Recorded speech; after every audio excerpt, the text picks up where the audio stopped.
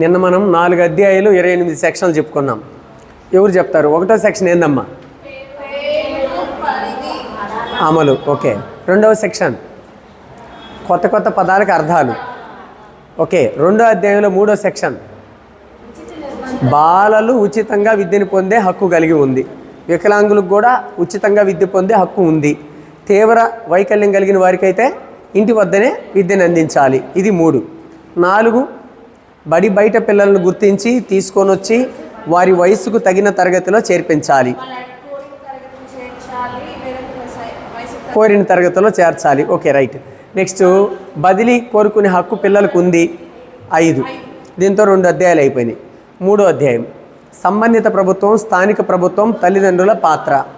Okay, right. ప్రభుత్వాలు బడి లేని చోట బడిని కట్టాలి. సెక్షన్ 6 అయ్యే ఖర్చును కేంద్ర రాష్ట్ర ప్రభుత్వాలు 2 ఉమ్మడిగా భరించాలి. సెక్షన్ 7. ఓకేనా. నెక్స్ట్ సంబంధిత ప్రభుత్వంలో, స్థానిక ప్రభుత్వంలో 2 ప్రభుత్వాలు ఉన్నాయి. సంబంధిత ప్రభుత్వం విధులు తెలియజేసేది, స్థానిక ప్రభుత్వం విధులు తెలియజేసేది. తల్లిదండ్రులు దగ్గరలో ఉండే బడిలో పిల్లల్ని చేర్పించాలి, అది వారి బాధ్యత అని తెలియచేసేది 10. ఓకేనా. పూర్వ ప్రాథమిక విద్యను 3 నుంచి 6 సంవత్సరాల పిల్లలకి ఉచితంగా అందజేయాలి అని చెప్పేది 11. అయిపోయింది. నెక్స్ట్ బడులు టీచర్ల బాధ్యత ఏ సెక్షన్ నుంచి ఏ సెక్షన్ దాకా ఉంటాయి? 12 నుంచి 28 దాకా. ఇందులో 12 నుంచి 22 దాకా ఎవరి గురించి తెలియజేస్తాయి? బడుల గురించి తెలియజేస్తాయి. 23 నుంచి 28 దాకా టీచర్ల గురించి తెలియజేస్తుంది. ఓకేనా. 12 బడులు ఉచితంగా విద్యను అందజేయాలి. ఏ సెక్షన్? 12. అర్థమవుతుందా? క్యాపిటేషన్ రుసుము తీసుకోకూడదు. చేర్చుకునేటప్పుడు ఎటువంటి ఎంపిక విధానానికి గురి చేయకూడదు. 13. 13 ఏ క్యాపిటేషన్ రుసుము ఉండకూడదు. చేర్చుకునేటప్పుడు ఎటువంటి ఎంపిక విధానానికి అంటే ఎగ్జామ్ పెట్టడం కానీ ఇంటర్వ్యూ చేయడం కానీ చేయకూడదు. ఏ సెక్షన్? 13వ section. Date of birth certificate ప్రకారం చేర్చుకోవాలి, లేకపోయినా తల్లిదండ్రుల డిక్లరేషన్ ప్రకారం చేర్చుకోవాలి. 14 వీలైనంత వరకు జూన్ నుంచి ఆగస్టు 31 మధ్యలో ఆ ప్రవేశ కాలంలోనే పిల్లలందరినీ బడిలో చేర్చుకోవాలి. 15వ సెక్షన్. మధ్యలో వచ్చిన వాళ్ళని కూడా చేర్చుకోవాలి. 15వ సెక్షన్. రైట్. నెక్స్ట్ 16వ సెక్షన్. పిల్లల్ని అదే తరగతిలో కొనసాగించడం కానీ బలవంతంగా బడి నుంచి బయటికి పంపడం కానీ చేయరాదు. ఏ సెక్షన్? 16. శారీరకంగా మానసికంగా శిక్షించడం నేరం. 17. ఓకే. రికగ్నేషన్ ఉంటేనే బడిని పెట్టాలి. 18. నిబంధనలు ప్రమాణాలు షెడ్యూల్లో ఉన్నట్లు సొంత ఖర్చులతో ఏర్పాటు చేసుకోవాలి. 19. సో ఈ రెండిట్లో ఏది లోపించినా ఎంతవరకు జరిమానా వేయొచ్చు? 1,00,000 రూపాయల వరకు. ఇంకా ఉల్లంఘన కొనసాగిస్తే రోజుకు 10,000. క్యాపిటేషన్ రుసుము వసూలు చేస్తే దానికి 10 రెట్లు జరిమానా. పిల్లల్ని చేర్చుకునేటప్పుడు టెస్ట్ పెట్టి కానీ ఇంటర్వ్యూ చేసి కానీ చేర్చుకుంటే మొదటి తప్పుకి 25,000, ఇంకా కొనసాగిస్తే 50,000 పెనాల్టీ కట్టాలి. ఓకే. నెక్స్ట్ ఈ అనుబంధ షెడ్యూల్లో ఉండే నిబంధనలు ప్రమాణాలు ఏమైనా చేంజ్ చేయాల్సి వస్తే ఆ అధికారం ఎవరికి మాత్రమే ఉంటుంది? కేంద్ర ప్రభుత్వానికి మాత్రమే ఉంటుంది. ఎస్ఎంసి విధులు నిర్మాణము 21. ఆ ఎస్ఎంసి ఆధారంగా స్కూల్ డెవలప్మెంట్ ప్రణాళిక తయారు చేసేది 22. సో ఇవన్నీ బడుల గురించి. నెక్స్ట్ కేంద్ర ప్రభుత్వ అధీకృత సంస్థ నిర్ణయించిన కనీస విద్యార్హతలు కలిగిన వారినే ప్రభుత్వ ఉపాధ్యాయులుగా నియమించాలి. 23. మరి ఆ కేంద్ర ప్రభుత్వ అధీకృత సంస్థ ఎవరు? ఎన్సిటిఈ. ఓకే. ఉద్యోగం వచ్చిన తర్వాత ఉపాధ్యాయుల యొక్క విధులు, వారి యొక్క సమస్యల పరిష్కారం గురించి తెలియచేసేది 24. ఉపాధ్యాయులు విధులేంది? ఎక్కడ కాపురం ఉండాలి? ఆవాసంలోనే నివాసం ఉండాలి. పిల్లల వైయక్తిక భేదాలకు అనుగుణంగా బోధించాలి. ఓకేనా. పిల్లల ప్రేమానురాగాలు చూరగొనాలి. శిశు కేంద్రీకృత పద్ధతుల్లో చెప్పాలి. నిత్య విద్యార్థిగా ఉండాలి. ప్రపంచ శాంతికై పాటుపడాలి. సో ఇవన్నీ ఉపాధ్యాయుని విధులు. ఉద్యోగంలో ఏమైనా సమస్యలు వస్తే సో చట్టబద్ధంగా పరిష్కరించుకోవాలి. ఇదంతా కూడా 24 తెలియచేస్తుంది. నెక్స్ట్ ఉపాధ్యాయుడు విద్యార్థుల మధ్య నిష్పత్తి షెడ్యూల్లో పొందుపరిచినట్లుగా ఉండాలి. ఇది చట్టం అమల్లోకి వచ్చిన 6 నెలల లోపలనే ఈ నిష్పత్తి ప్రకారము ఉపాధ్యాయులను నియమించాలి అని చెప్పేది 25. ఏర్పడిన ఖాళీలను వెంటనే భర్తీ చేయాలి. ఆ ఖాళీలు 10% మించరాదు అని చెప్పేది 26. ఓకేనా. నెక్స్ట్ ప్రాథమిక విద్య పూర్తి అయ్యేంత వరకు పిల్లల్ని ఎటువంటి బోర్డు పరీక్షలకు గురి చేయకూడదు అని చెప్పేది, బోర్డు పరీక్షలకు గురి చేయకూడదు అని చెప్పేది వెంటనే వరుసగా అడుగుతానకూడదు. ఓకేనా? అదేంటది? అది 30వ సెక్షన్. అది ఎటువంటి బోర్డు పరీక్షలు పిల్లలకు పెట్టకూడదు అని చెప్పేది 30వ సెక్షన్. అయితే చూడండి, ఉపాధ్యాయులను జనాభా లెక్కలు, ఎన్నికల డ్యూటీలు, ప్రకృతి వైపరీత్య సహాయం దీనికి తప్ప మిగిలిన ఏ బోధనేతర పనులకు వినియోగించకూడదు అని చెప్పేది 27. ప్రభుత్వ ఉపాధ్యాయులు ప్రైవేట్ ట్యూషన్స్ చెప్పరాదు అని చెప్పేది 28. దీంతో 4 అధ్యాయాలు అయిపోయినాయి. ఇప్పుడు 5వ అధ్యాయం చూడండి. సో ఇక్కడ వరకు మనం ప్రీవియస్ క్లాస్లో చెప్పుకున్నాం. దీని మీద రేపు టెస్ట్ ఉంటుందమ్మా, గ్రాండ్ టెస్ట్ ఉంటుంది. రైట్, చూడండి. అధ్యాయం ఆ టెస్ట్ మీద, ఆ ఎగ్జామ్ మీద డైలీ టెస్ట్, అది గ్రాండ్ టెస్ట్ లాగా 50 బిట్లు, ఏదో 10-20 అటు కాకుండా ఆర్టీ యాక్ట్ 2009 మొత్తం మీద ఒక 50 బిట్లతో టెస్ట్ ఉంటుంది, డైలీ టెస్ట్. గ్రాండ్ టెస్ట్ రేపా ఎల్లుండా? రేపు రాస్తారా ఎల్లుండి రాస్తారమ్మా? 150 మార్క్స్. సరే, రేపు ఇది రాయండి, ఎల్లుండి గ్రాండ్ టెస్ట్ రాయండి. ఓకే, చూడండి ఇక్కడ అధ్యాయం 5. ఈ అధ్యాయం 5 పేరేందమ్మా?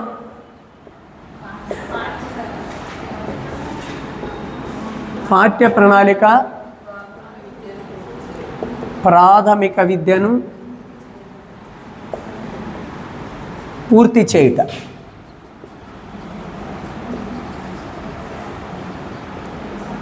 సో దీంట్లో ఉండే సెక్షన్స్ 29, 30. అది ఆ పక్క బొమ్మ కనపడుతుంది, ఆగిపోయిందా? కానీ ఆగిపోతే చెప్పండి, ఆగిపోతే స్టోరీ అయిపోయినట్లు లెక్క. ఒక్కసారి జాగ్రత్తగా చూడండి. ఇందులో ఉండేది 2 సెక్షన్లే, but very very important.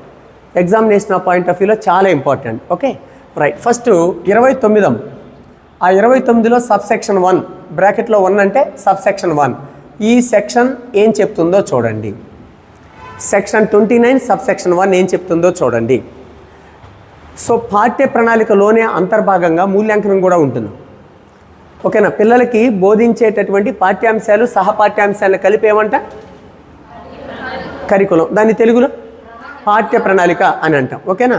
So పాఠ్య ప్రణాళికలో బోధించినప్పుడల్లా మూల్యాంకనం అంతర్భాగంగా చేయాలి కాబట్టి ప్రస్తుతం పాఠ్య ప్రణాళికలోనే అంతర్భాగంగా మూల్యాంకనం కూడా ఉంటుంది.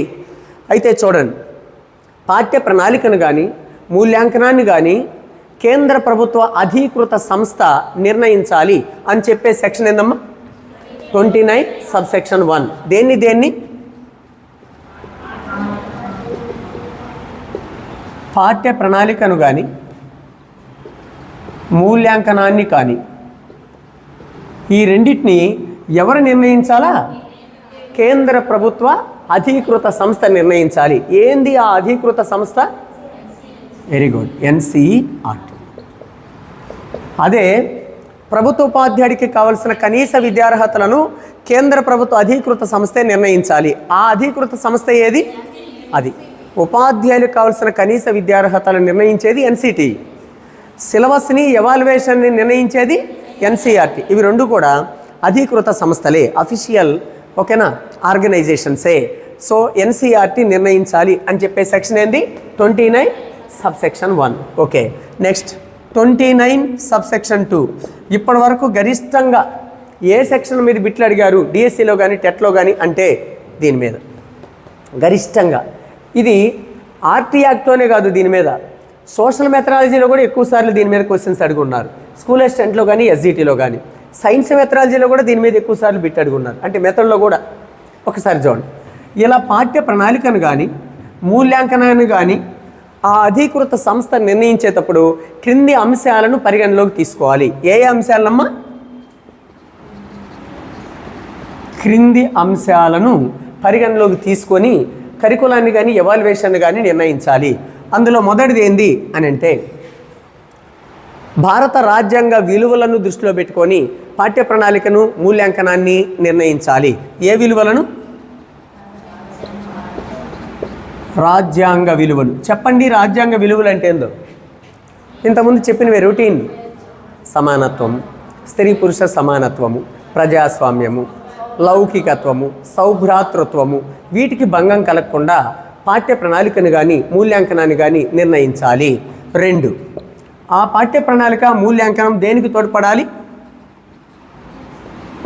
బాలల సర్వతోముఖాభివృద్ధికి. ఓకేనా? పిల్లల యొక్క ఆల్రౌండ్ డెవలప్మెంట్ని పెంపొందించే విధంగా ఆ కరికులం కానీ మూల్యాంకనం కానీ ఉండాలి. ఇది సెకండ్ పాయింట్ అమ్మ. నెక్స్ట్ మూడోది, మరి సర్వతోముఖాభివృద్ధి అంటే జ్ఞానమా నైపుణ్యాలా? మొత్తం. సర్వతోముఖాభివృద్ధి అంటే ఆల్రౌండ్, ఆల్. సో మొత్తం అంటే బాలల జ్ఞానము, నైపుణ్యాలు, ఆలోచన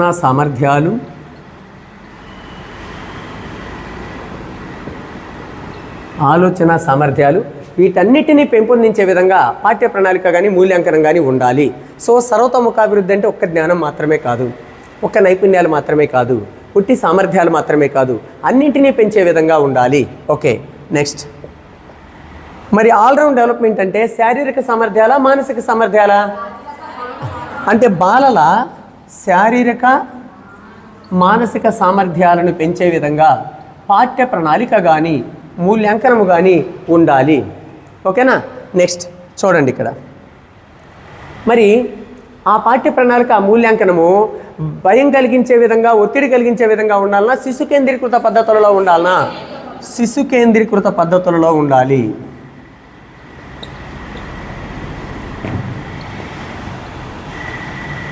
ఓకేనా? మరి శిశు కేంద్రీకృత పద్ధతులు అంటే ఏంది? ప్రయోగాలు, ప్రాజెక్టులు, కృత్యాలు, పరిశోధనలు. ఓకేనా? పరిశోధనలు. ఒకసారి చూడండి. మరి ఆ పాఠ్య ప్రణాళిక కానీ ఆ మూల్యాంకనం కానీ ఉపన్యాస పద్ధతిలో కాకుండా పిల్లలు ప్రయోగాలు చేసే విధంగా, కృత్యాలు చేసే విధంగా, ప్రాజెక్టులు చేసే విధంగా, పరిశోధనలు చేసే విధంగా ఉండాలి అని చెప్తున్నాం. ఓకేనా? రైట్. సరే, ఒక్కసారి జాగ్రత్తగా చూడండి. అయితే చూడండి, మరి ఎలాంటి మూల్యాంకన విధానాన్ని ప్రవేశపెట్టాలి? నిరంతర సమగ్ర మూల్యాంకనాన్ని ప్రవేశపెట్టాలి. ఓకే, మరి మనము కల్పించేటటువంటి పాఠ్య ప్రణాళిక పిల్లల వయసుకు తగినట్లుగా ఉండాలనా లేదా చిన్న పిల్లలకి కష్టమైంది ఉండొచ్చునా? సో పాఠ్య ప్రణాళిక అనేది పిల్లల యొక్క వయసుకు తగినట్లుగా ఉండాలి. నెక్స్ట్, పాఠ్య ప్రణాళిక అనేది విద్యార్థులకు నిజ జీవితంలో ఉపయోగపడేదిగా ఉండాలి.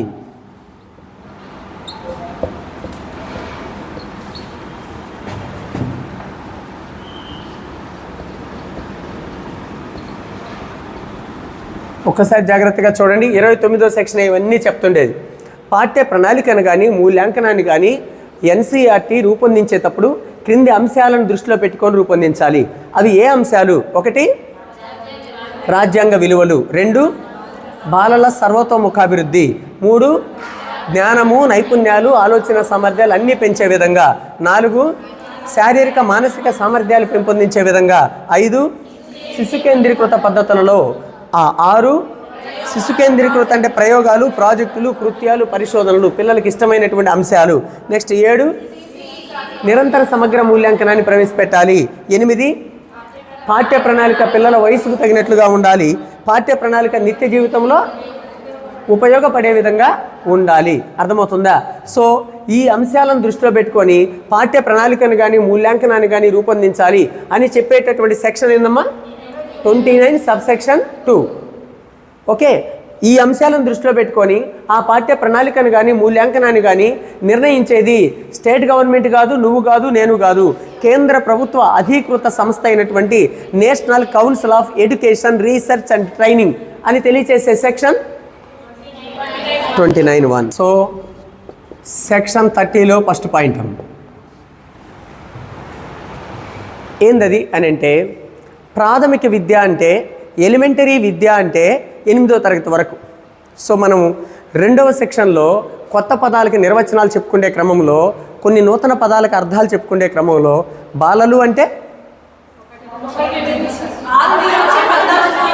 6 to 14 years, 6 నుంచి 14 సంవత్సరాలు చెప్పుకున్నాం. ఎలిమెంటరీ ఎడ్యుకేషన్ అంటే 1 to 8th క్లాస్ అని చెప్పుకున్నాం. ఓకేనా? రైట్. అయితే ఈ 8వ తరగతి పూర్తి చేసే లోపల ఎక్కడ కానీ పిల్లలకి బోర్డు పరీక్షలు నిర్వహించకూడదు. ఓకేనా?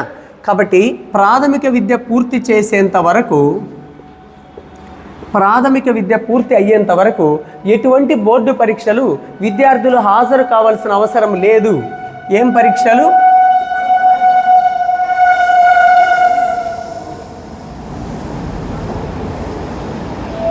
బోర్డు పరీక్షలకు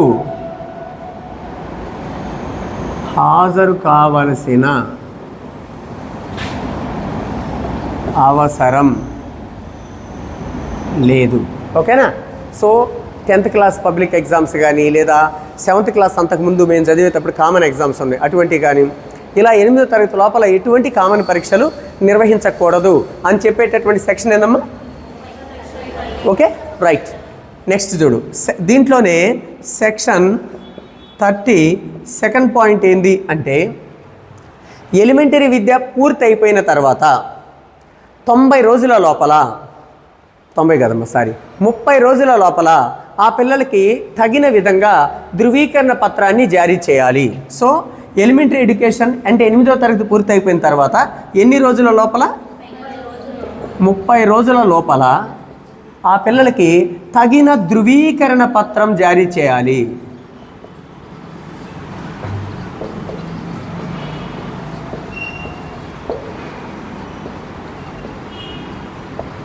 సో అందరూ చదవండి అని అంటున్నారు. కంపల్సరీ 8th క్లాస్ వరకు చదవండి అంటున్నారు. కొన్ని కులాలలో కొన్ని వర్గాలలో ఆ 8th క్లాస్ దాకా కూడా చదవడానికి కష్టంగా ఉంటుంది. 3లోనో 4లోనో ఆపేస్తూ ఉంటారు. కాబట్టి 8వ తరగతి పూర్తయిపోయిన వెంటనే మీకు 10th క్లాస్ మార్కు లిస్ట్ ఇచ్చినట్లుగా వీళ్ళకి ఎలిమెంటరీ ఎడ్యుకేషన్ పూర్తి అయిపోయిందని ఒక మార్కు లిస్ట్ ఇచ్చి ఆ మార్కు లిస్ట్ కూడా ఏదో ఒక ప్రాధాన్యత కల్పించామనుకోండి, అంటే స్వీపరో అటెండరో ఇలా, లేకపోతే డ్రైవింగ్ లైసెన్సో, లేకపోతే ఆర్టీసీ ఇలాంటి సెక్టార్స్లో కొన్ని మెకానికల్ పనులు, ఏదో ఒక పని ఆ ఎలిమెంటరీ ఎడ్యుకేషన్ పూర్తి అయిపోయిన పిల్లలకు కూడా రేపు తగిన వయసు వచ్చినప్పుడు వాళ్ళకి ఏదైనా ప్రాధాన్యత కల్పించామనుకోండి, అప్పుడు ప్రజల్లో ఎలిమెంటరీ ఎడ్యుకేషన్ పూర్తి చేపిద్దామనే ఒక ఆలోచన కలుగుతుందా కలగదా? దీన్ని దృష్టిలో పెట్టుకొని అదే సెక్షన్ 30లో ఎలిమెంటరీ ఎడ్యుకేషన్ పూర్తి అయిపోయిన తర్వాత 30 రోజుల లోపల ఆ పిల్లలకి తగిన రీతిలో ధృవీకరణ పత్రం జారీ చేయాలి అని చెప్తుంది. ఓకేనా? సో 29, 30, 29లో 2 పాయింట్స్, 30లో 2 పాయింట్స్. 29 సబ్సెక్షన్ 1 ఎన్సీఆర్టీ కరికులాన్ని ఎవాల్యుయేషన్ నిర్ణయించాలి. 29 సబ్సెక్షన్ 2 అలా నిర్ణయించేటప్పుడు క్రింది అంశాలను దృష్టిలో పెట్టుకొని నిర్ణయించాలి. 30 అందులో సబ్సెక్షన్ 1 ప్రాథమిక విద్య పూర్తయ్యేంత వరకు ఆ పిల్లల్ని ఎటువంటి బోర్డు పరీక్షలకి హాజరు కావాల్సిన అవసరం లేదు. ఓకేనా? నెక్స్ట్ సబ్సెక్షన్ 2 30 సెక్షన్ సబ్సెక్షన్ 2 అలా ఎలిమెంటరీ ఎడ్యుకేషన్ పూర్తి అయిపోయిన తర్వాత 30 డేస్ లోపల వాళ్ళకి తగిన రీతిలో ధృవీకరణ పత్రాన్ని ఇచ్చేయాలి. ఇది 5వ అధ్యాయం, చిన్న అధ్యాయం. ఇది 2 సెక్షన్లే ఉంటాయి, 2 సబ్సెక్షన్లు 2 సబ్సెక్షన్లు, మొత్తం 4 సబ్సెక్షన్స్ మాత్రమే ఉంటాయి. కానీ ఎక్కువ సార్లు 29 సబ్సెక్షన్ 2 మీద మనకి డిఎస్సిలో టెట్లో క్వశ్చన్ అడిగిన సందర్భాలు ఉన్నాయి. Okay, right. ఈ అధ్యాయం 6 పేరేందమ్మా? బాలల హక్కుల సంరక్షణ. ఓకేనా? Child rights protection.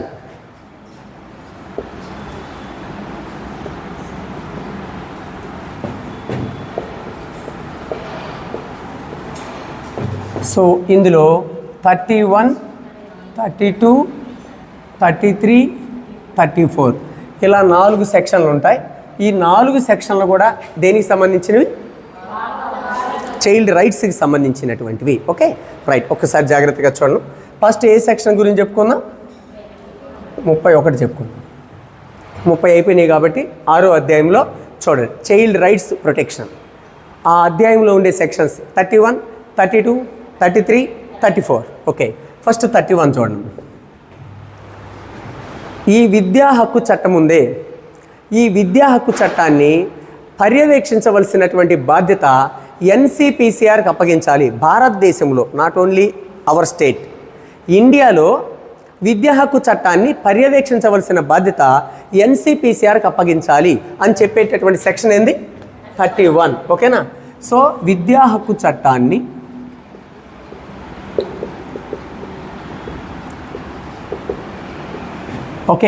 పర్యవేక్షించవలసినది ఎవరమ్మా? పర్యవేక్షణ చేయాల్సింది ఎవరు? NCPCR. ఓకేనా? ఇంతకుముందు వచ్చింది సందర్భంలో మళ్ళీ చెప్తున్నాను. National commission. NCERTలో అయితే కౌన్సిల్, NCTEలో కూడా C అంటే కౌన్సిల్, ఇక్కడ C అంటే కమిషన్. నేషనల్ కమిషన్, జాతీయ commission for protection of child rights. National commission for protection of child rights అంటే జాతీయ బాలల హక్కుల సంరక్షణ కమిషన్. జాతీయ బాలల హక్కుల సంరక్షణ కమిషన్. ఓకే. సో భారతదేశ వ్యాప్తంగా అన్ని రాష్ట్రాలలో ఉచిత విద్యా హక్కు చట్టాన్ని సంరక్షించవలసినటువంటి బాధ్యతను NCPCRకి అప్పగించాలి అని చెప్పే సెక్షన్ ఏందమ్మా? 31. రైట్. అయితే సెక్షన్ అయిపోయింది. NCPCR గురించి కొంచెం తెలుసుకుందాం. ఈ NCPCR మన దేశంలో 2005 డిసెంబర్లో పార్లమెంట్ చట్టం ద్వారా పార్లమెంట్లో ప్రవేశపెట్టడం జరిగింది. ఈ NCPCR మన దేశంలో 2007 మార్చిలో అమలులోకి రావడం జరిగింది. ఓకేనా?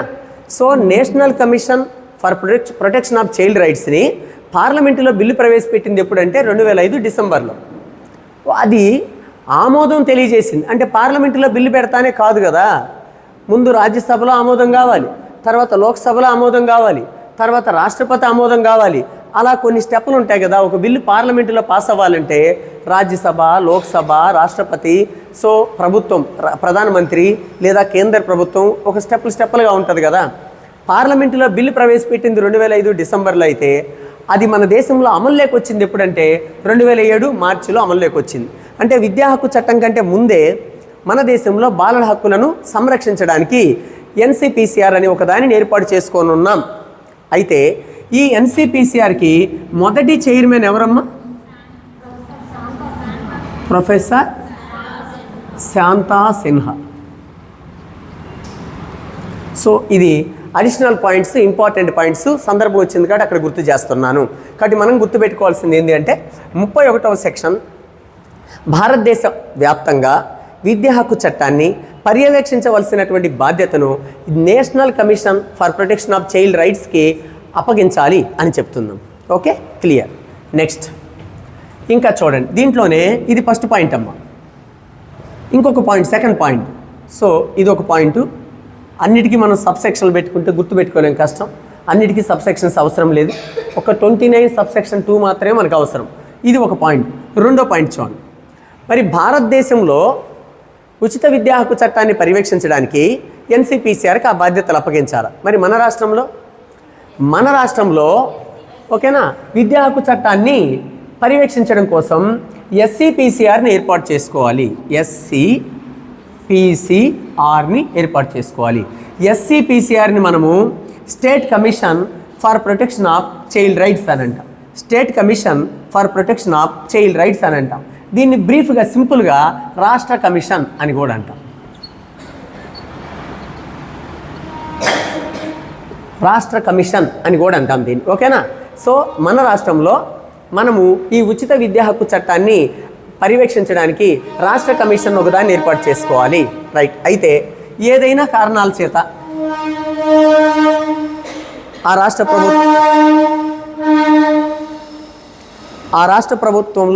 ప్రభుత్వానికి ఎన్నికలు వచ్చో లేదా ఫండ్స్ అంతగా లేకనో కొన్ని కారణాల వల్ల జాప్యమైందనుకోండి, ఖాళీగా పెట్టకుండా ప్రస్తుతానికి టెంపరీగా రాష్ట్ర అథారిటీనైనా ఏర్పాటు చేసుకోవాలి. దేన్ని ఏర్పాటు చేసుకోవాలమ్మా?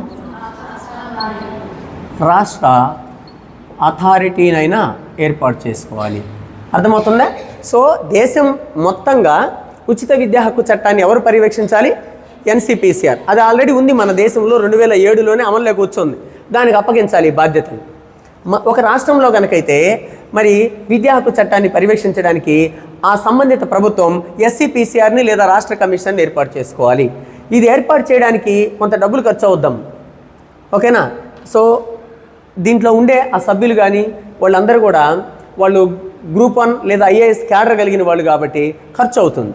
కాబట్టి కొన్ని కారణాల వల్ల జాప్యం జరిగితే తాత్కాలికంగా ముందు రాష్ట్ర అథారిటీనైనా ఏర్పాటు చేసుకోవాలి.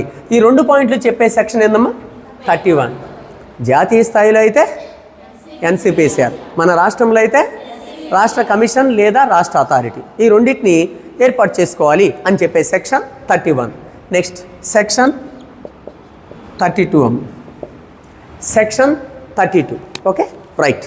ఈ విద్యా హక్కు చట్టానికి సంబంధించి ఏదైనా భారత పౌరుడికి కానీ ఒక విద్యావంతుడికి కానీ ఎవరికైనా ఒక సమస్య ఎదురైతే ఆ సమస్యను ఎవరికి ఫిర్యాదు చేయాలి మొదటగా అని అంటే సంబంధిత స్థానిక ప్రభుత్వానికి ఫిర్యాదు చేయాలి. చూడండి, ఫస్ట్ పాయింట్ అమ్మ, ఫిర్యాదు, కంప్లైంట్ అమ్మ. కంప్లైంట్ ఫస్ట్ ఎవరికి చేయాలి అంటే స్థానిక ప్రభుత్వానికి, local government.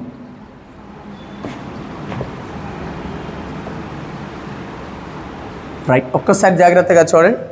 Say for example, ఒక ఊర్లో ఒక చదువుకున్న వ్యక్తి ఉంటాడు. సో అతను కొంచెం సోషల్ అవేర్నెస్ కలిగినటువంటి వ్యక్తి.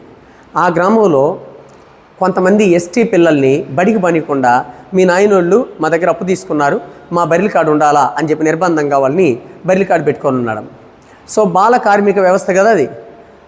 సో ఇతను ఏం చేశాడంటే ఆ సంబంధిత ఎండిఓకి ఫిర్యాదు చేశాడు రిటర్న్గా. మా ఊర్లో బడికి వెళ్ళాల్సిన వయసులో ఉన్న పిల్లల్ని ఒక ఆయన పనిలో పెట్టుకొని ఉన్నాడు. ఇది విద్యా హక్కు చట్టం ప్రకారం బాలల హక్కులకు భంగం కలిగించే అంశం ఇది. వాళ్ళని ఆ బంధ విముక్తుల్ని చేసి బడికి పోయే విధంగా చేయండి అని కంప్లైంట్ చేయాలి. సో ఎంపీడీఓ అంటే స్థానిక ప్రభుత్వం. సో గ్రామంలో అయితే పంచాయతీ, మండలంలో అయితే ఎంపీడీఓ లోకల్ గవర్నమెంట్. అదే జిల్లా కనుకైతే జిల్లా పరిషత్ చైర్మన్ కానీ, డిఈఓ కానీ, కలెక్టర్ కానీ సంబంధిత స్థానిక ప్రభుత్వానికి సంబంధించిన అధికారులు అవుతారు. అర్థమవుతుందా? కాబట్టి గుర్తుపెట్టుకోండి, ఈ విద్యా హక్కు చట్టానికి లోబడి ఎవరైనా ఫిర్యాదు చేయదలిస్తే మొదట ఎవరికి చేయాలి? స్థానిక ప్రభుత్వానికి చేయాలి. ఓకేనా?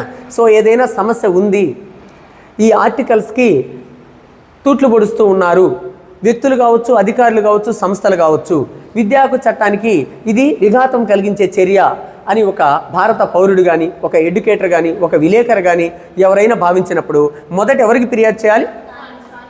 ఇది ఫస్ట్ పాయింట్. సెకండ్ పాయింట్ చూడండి, ఈ ఫిర్యాదును ఆ సంబంధిత స్థానిక ప్రభుత్వం వీలైనంత త్వరగా పరిష్కరించాలి. వీలైనంత త్వరగా పరిష్కరించాలి. గరిష్టంగా 90 రోజుల లోపల పరిష్కరించాలి. అర్థమవుతుందా? సో చిన్న సమస్యను కూడా 90 రోజులు టైం తీసుకోకూడదు.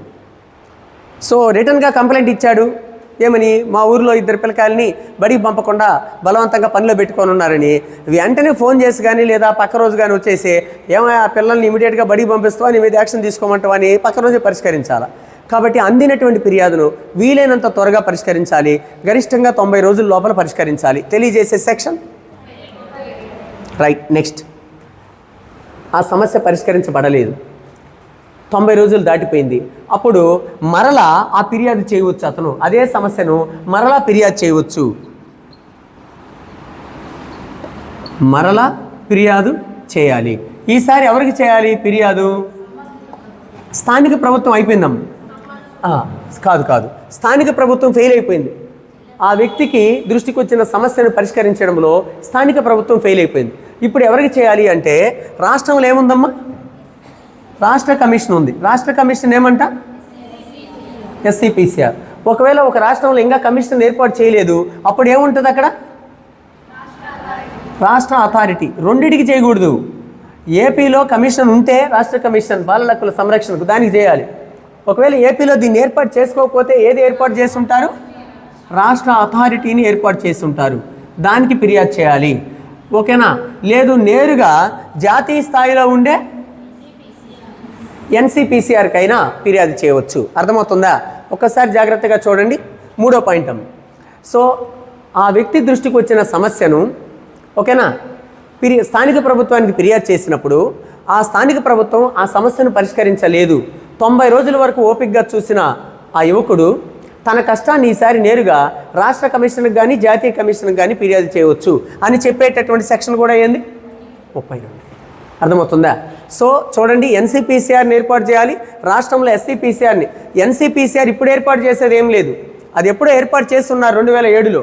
బట్ విద్యా హక్కు చట్టాన్ని పర్యవేక్షించవలసిన బాధ్యతను ఎన్సిపిసిఆర్కి అప్పగించాలని చెప్పే సెక్షన్, రాష్ట్రంలో ఎస్సిపిసిఆర్ని ఏర్పాటు చేసుకోవాలని చెప్పేది కూడా 31.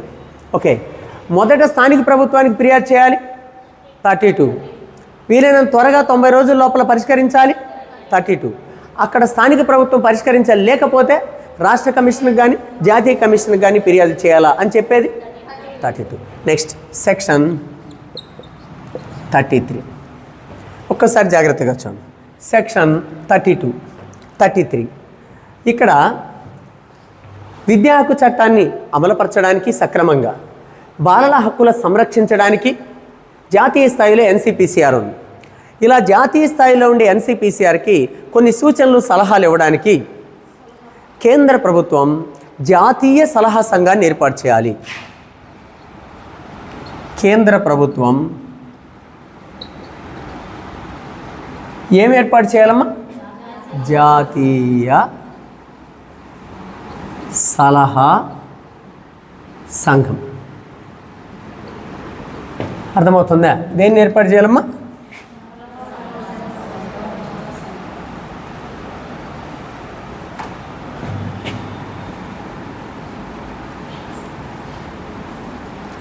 ఓకే, దేన్ని ఏర్పాటు చేయాలి? జాతీయ సలహా సంఘాన్ని ఏర్పాటు చేయాలి. ఈ జాతీయ సలహా సంఘాన్ని ఇంగ్లీష్లో ఏమంటామంటే నేషనల్ అడ్వైజరీ కమిటీ. ఓకేనా? నేషనల్ అడ్వైజర్స్ ఇచ్చేది కమిటీ అని అంటాం. సో 33 సెక్షన్ ఏం చెప్తుంది అంటే, కేంద్ర ప్రభుత్వం ఏం చేయాలంటే ఈ ఉచిత విద్యా హక్కు చట్టాన్ని సక్రమంగా అమలయ్యేటట్లు చేయడానికి, బాలల హక్కులను సంరక్షించడానికి, జాతీయ స్థాయిలో సలహాలు ఇవ్వడానికి ఒక జాతీయ సలహా సంఘాన్ని ఏర్పాటు చేసుకోవాలి. ఎవరు ఏర్పాటు చేసుకోవాలి? ఎందుకంటే జాతీయ అని ఉంది కాబట్టి అది మొత్తం భారతదేశానికి సంబంధించింది, నేషనాలిటీ. సో కేంద్ర ప్రభుత్వం ఏర్పాటు చేసుకోవాలి. రైట్. అయితే ఈ జాతీయ సలహా సంఘం యొక్క నిర్మాణం ఏంది అని అంటే, ఈ జాతీయ సలహా సంఘం యొక్క నిర్మాణం ఏంది, నేషనల్ అడ్వైజరీ కమిటీ యొక్క నిర్మాణం ఏంది అని అంటే, నిర్మాణం 1+1+13 మొత్తం సభ్యులు ఎంతమంది అని అంటే 15 మెంబర్స్. ఒక్కసారి జాగ్రత్తగా చూడండి. ఒకసారి ప్రశ్న అడిగారు. సెక్షన్ 33 ప్రకారము కేంద్ర ప్రభుత్వం ఏర్పాటు చేసే జాతీయ సలహా సంఘంలోని మొత్తం సభ్యులు ఎంతమంది అని అడిగాడు. ఆప్షన్ 1లో 13 ఇచ్చాడు. ఎక్కువ మంది ఇదే పెట్టారు. ఎందుకంటే ఒక చైర్మన్, ఒక వైస్ చైర్మన్, 13 మంది సభ్యులు ఉంటారు. దీంట్లో ఎవరెవరు ఉంటారమ్మా? ఒక చైర్మన్,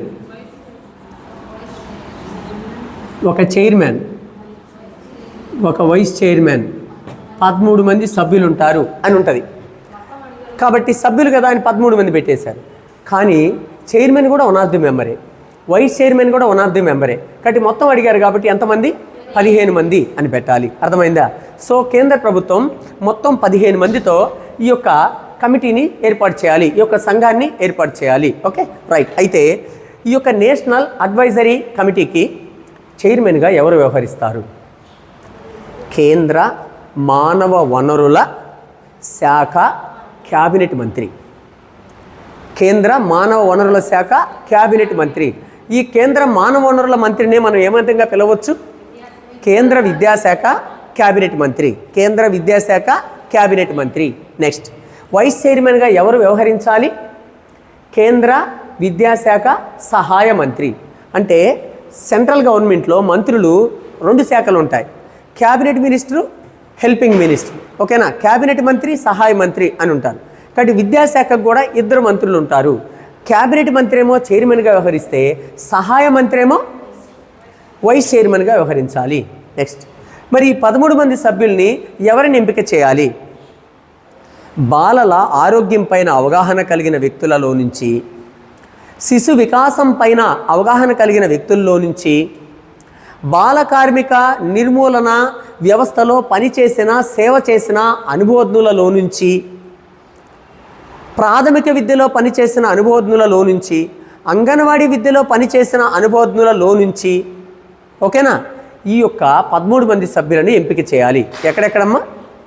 బాలల ఆరోగ్యము, శిశు వికాసము, బాల కార్మిక నిర్మూలన వ్యవస్థలో పనిచేసి ఉండాలి, ప్రాథమిక విద్యలో అనుభవజ్ఞులు అయి ఉండాలి, అంగన్వాడీ విద్యలో అనుభవజ్ఞులు అయి ఉండాలి. అర్థమైందా? మరి సమాజ శాస్త్రం అంటారే, సోషియాలజీ అంటారే, సమాజ శాస్త్రంలో అవగాహన కలిగి ఉండాలి. ఓకే, సైకాలజీ శిశు వికాసం, సోషియాలజీ సమాజ శాస్త్రం, ఇలా శిశు వికాసంలో సమాజ శాస్త్రంలో, ప్రాథమిక విద్యలో అంగన్వాడీ విద్యలో, బాలల ఆరోగ్యం పైన అవగాహన కలిగి ఉండే వ్యక్తులలో నుంచి, అంటే అన్నీ ఉండబల్లా, ఒక వ్యక్తికి అన్ని ఆడ ఉంటాయి. నేను చెప్పిన వీటిల్లో ఏదో ఒక దాంట్లో అనుభవజ్ఞులైన వ్యక్తుల్లో నుంచి ఒక 13 మందిని ఎంపిక చేసి ఇందులో సభ్యులుగా నియమించాలి. అర్థమవుతుందా? రైట్. జాతీయ సలహా సంఘం నిర్మాణం చెప్పండి. 1 అంటే 13 అంటే మొత్తం సభ్యులు. చైర్మన్గా ఎవరు వ్యవహరించాలి?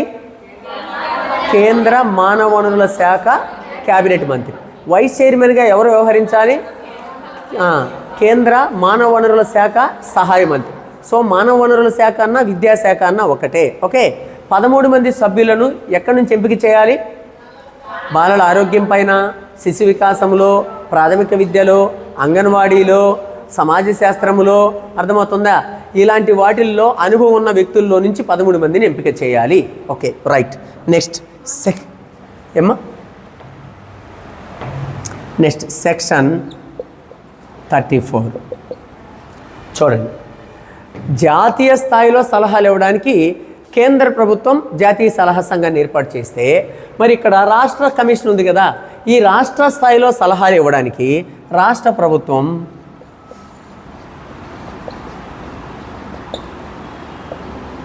రాష్ట్ర ప్రభుత్వం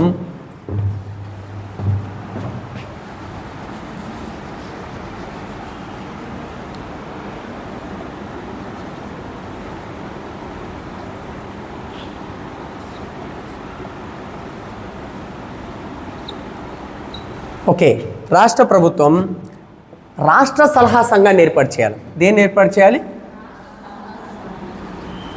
రాష్ట్ర సలహా సంఘం. దీన్ని ఏర్పాటు చేయాలి. రాష్ట్ర సలహా సంఘాన్ని స్టేట్ అడ్వైజరీ కమిటీ అని అంటాం. ఏమంటాం? స్టేట్ అడ్వైజరీ కమిటీ అని అంటాం. సో కేంద్రంలో సలహాలు ఇవ్వడానికి జాతీయ సలహా సంఘాన్ని కేంద్ర ప్రభుత్వం జాతీయ స్థాయిలో ఏర్పాటు చేస్తే, రాష్ట్రంలో సలహాలు ఇవ్వడానికి సంబంధిత రాష్ట్ర ప్రభుత్వం రాష్ట్ర సలహా సంఘాన్ని ఒకదానిని ఏర్పాటు చేయాలి అని చెప్పే సెక్షన్ ఏందమ్మా? 34. జాతీయ సలహా సంఘం 33, రాష్ట్ర సలహా సంఘం 34. NCPCR 31, ఫిర్యాదు చేయాలి అని చెప్పేది 32. ఎంత సింపుల్లో చూడండి. మొత్తం 4 సెక్షన్లు ఉన్నాయి బాలల హక్కుల సంరక్షణ అనే 6వ అధ్యాయంలో. అందులో ఫస్ట్ ఆఫ్ ఆల్ 31 తీసుకుంటే, సో ఈ ఉచిత విద్యా హక్కు చట్టాన్ని పర్యవేక్షించవలసిన బాధ్యత NCPCRకి అప్పగించాలి. అదే రాష్ట్రంలో అయితే SCPCRని ఏర్పాటు చేసుకోవాలి. ఎవరైనా ఫిర్యాదు చేయవలిస్తే మొదట స్థానిక ప్రభుత్వానికి వీలైనంత త్వరగా పరిష్కరించబడాలి. పరిష్కరించకపోతే ఓకేనా, రాష్ట్ర కమిషన్కి కానీ జాతీయ కమిషన్కి కానీ ఫిర్యాదు చేయాలి. కాబట్టి ఫిర్యాదు గురించి చెప్పే సెక్షన్ 32. నెక్స్ట్ 34. జాతీయ స్థాయిలో సలహాలు ఇవ్వడానికి కేంద్ర ప్రభుత్వం జాతీయ సలహా సంఘాన్ని ఏర్పాటు చేయాలి. నెక్స్ట్ 34. రాష్ట్ర స్థాయిలో ఈ ఉచిత విద్యా హక్కు చట్టం సక్రమంగా అమలు అవ్వడానికి, బాలల హక్కులను సంరక్షించడానికి, సలహాలు ఇవ్వడానికి సంబంధిత రాష్ట్ర ప్రభుత్వం దేన్ని ఏర్పాటు చేయాలి? రాష్ట్ర సలహా సంఘాన్ని ఏర్పాటు చేయాలి. Okay, right. మరి ఈ రాష్ట్ర సలహా సంఘం యొక్క నిర్మాణం కూడా ఎలా ఉంటుందమ్మా? 1+1+13 మొత్తం 15 అన్నమాట. అర్థమైందా? సేమ్ 1 అంటే చైర్మన్, 1 అంటే వైస్ చైర్మన్, 13 అంటే సభ్యులు. సో ఇందాకట్లాగానే ఉంటుంది. అయితే ఇక్కడ చైర్మన్గా ఎవరు వ్యవహరించాలి? రాష్ట్ర సలహా సంఘానికి రాష్ట్ర విద్యాశాఖ మంత్రి. నెక్స్ట్ వైస్ చైర్మన్గా ఎవరు వ్యవహరించాలి? సహాయ మంత్రులు ఉండరు. కేంద్రంలో క్యాబినెట్ మంత్రి, సహాయ మంత్రి ఉంటారు, కానీ రాష్ట్ర అసెంబ్లీలో మంత్రే ఉంటారు, కానీ సహాయ మంత్రి ఉండరు. పాఠశాల విద్యా కమిషనర్ గారు, ఓకేనా, మన రాష్ట్ర పాఠశాల విద్యా కమిషనర్ గారు వైస్ చైర్మన్గా వ్యవహరించాలి. సో ఇక్కడ చూడండి, రాష్ట్ర విద్యాశాఖ మంత్రి ఎవరు? మన రాష్ట్ర విద్యాశాఖ మంత్రి చెప్పండి. విద్యాశాఖ మంత్రి ఓకే, చైర్మన్గా వ్యవహరించాలి. మరి వైస్ చైర్మన్గా ఎవరు వ్యవహరించాలి? రాష్ట్ర పాఠశాల విద్యా కమిషనర్, రాష్ట్ర పాఠశాల విద్యా కమిషనర్ గారు వైస్ చైర్మన్గా వ్యవహరించాలి. రాష్ట్ర పాఠశాల విద్య కమిషనర్ గారు వైస్ చైర్మన్గా వ్యవహరించాలి. 13 మందిని సభ్యులను ఎక్కడి నుంచి ఎంపిక చేయాలి? సేమ్ టు సేమ్ బాలల ఆరోగ్యం పైన, శిశు వికాసములో, ప్రాథమిక విద్యలో, అంగన్వాడీ విద్యలో, సమాజ శాస్త్రంలో, బాల కార్మిక వ్యవస్థ నిర్మూలనలో పనిచేసినటువంటి అనుభవజ్ఞులలో నుంచి 13 మందిని ఎంపిక చేసి ఈ యొక్క సలహా సంఘంలో సభ్యులుగా నియమించాలి. అర్థమవుతుందా అని తెలియచేసే సెక్షన్ ఏందమ్మా? 34. Okay, clear. ఒక్కసారి చెప్పండి. 6వ అధ్యాయం పేరు ఎన్ని సెక్షన్లు ఉన్నాయి? 31 ఏం తెలియజేస్తుంది? ఓకే, విద్యా హక్కు చట్టాన్ని పర్యవేక్షించవలసింది ఎన్సిపిసిఆర్, దానికి అప్పగించాలి అని చెప్తుంది.